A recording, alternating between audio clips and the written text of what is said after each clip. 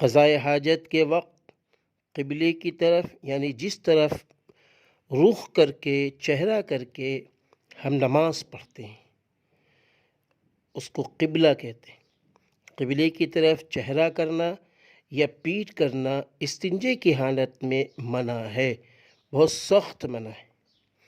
حدیث میں اس کی ممانعت آئی ہے، اور اگر کسی جگہ قبلہ رخ قدمچے بنے ہوئے ہوں تو اس کو پوری کوشش کرنی چاہیے کہ ان قدمچے بنے ہوئے جو ہوں ان کو درست کر لے، ان کو درست کر لے۔ اور اگر مجبوری ہے، انتہائی درجے کی مجبوری ہے، تو جہاں تک ممکن ہو اس کو درست کرے، ورنہ انتہائی مجبوری میں اپنا رخ پھیر کر بیٹھنا چاہیے۔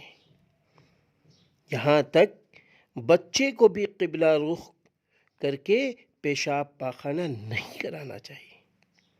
وہ اگر بچے کو پیشاب پاخانہ قبلے کی طرف رخ کر کے ماں کراتی ہے تو پھر ظاہر سی بات بچہ مکلف نہیں ہے، ماں مکلف ہے تو ماں گناہگار ہوگی، اور اس کی عادت بھی